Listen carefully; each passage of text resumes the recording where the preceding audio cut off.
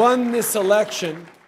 Trudeau 2015 সালে আলোকোজ্জ্বল পথের প্রতিশ্রুতি দিয়ে ক্ষমতায় এসেছিলেন। সারা বিশ্বে উদার ও প্রগতিশীল রাজনীতির মানদণ্ড হিসেবে বিবেচিত ট্রুডো বলেছেন তিনি উত্তরসূরি নির্বাচিত হওয়া পর্যন্ত প্রধানমন্ত্রী হিসেবে কাজ চালিয়ে যাবেন। You told us that it's getting harder and harder to make ends meet, let alone to get ahead. You told us you're worried about whether you'll be able to afford a dignified retirement. You told us that your communities need investment.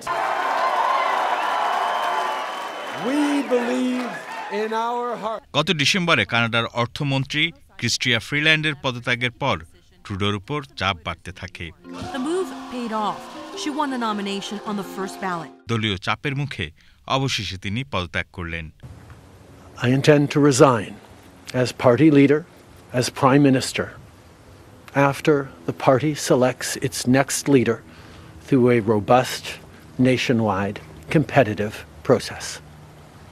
Last night I asked the president of the Liberal Party to begin that process. This country deserves a real choice in the next election, and it has become clear to me that if I'm having to fight internal battles, I cannot be the best option. কানাডার সাবেক প্রধানমন্ত্রী Pierre Elliot ট্রুডোর পুত্র Justin Trudeau 2015, 2019 ও 2021 সালের নির্বাচনে জয়ী হন। To work with a clear mandate to get Canada through this pandemic and to the brighter days ahead. And my friends, that's exactly what we are ready to do.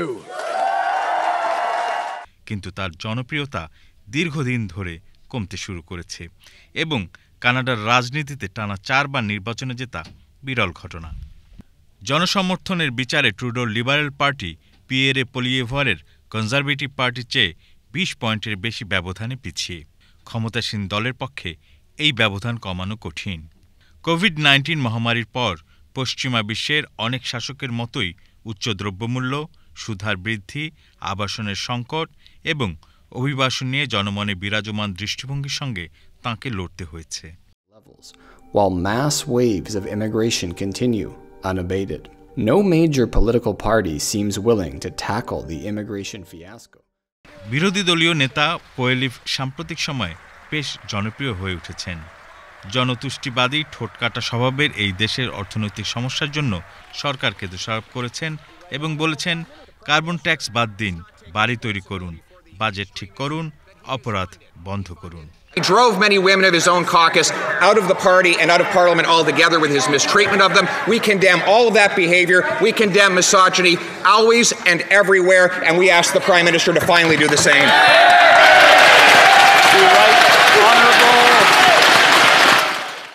তবে প্রতিপক্ষের চাপের চেয়ে নিজ দলের প্রভাবশালী নেতা ক্রিস্টিয়া ফ্রিল্যান্ডের পদত্যাগই মূলত ট্রুডোর পদত্যাগের সিদ্ধান্তে সবচেয়ে প্রভাব ফেলেছে। সাবেক সাংবাদিক ফ্রিল্যান্ড ট্রুডোর অন্যতম বিশ্বস্ত সহযোগী ছিলেন।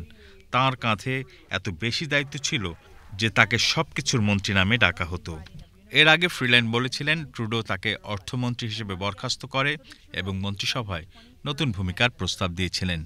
বিষয়টিকে ফ্রিল্যান্ড পদানুবর্তী মনে করে পদত্যাগ করেন এবং বলেন ট্রুডো ট্রাম্প প্রশাসনকে মোকাবেলার জন্য যথেষ্ট প্রস্তুত ছিলেন না।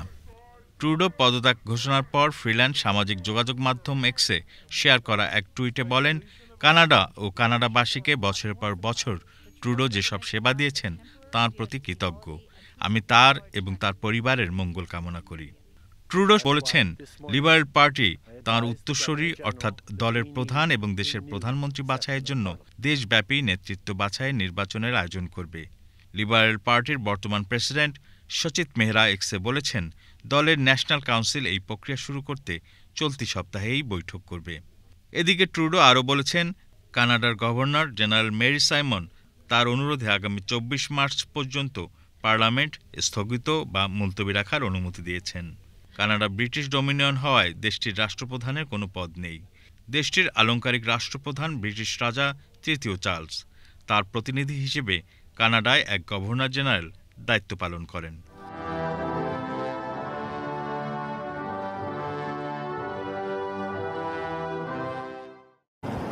His Majesty's Armed Forces!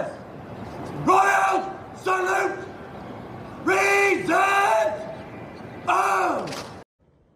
পার্লামেন্টের নতুন অধিবেশন রাজার ভাষণের মাধ্যমে শুরু হয়। এই ভাষণেই সরকারের এজেন্ডা নির্ধারণ করা হয়। ক্ষমতাসীন দলকে টিকে থাকতে হলে এই ভাষণকে পার্লামেন্টের সদস্যদের ভোটের মাধ্যমে পাশ করিয়ে আনতে হয়।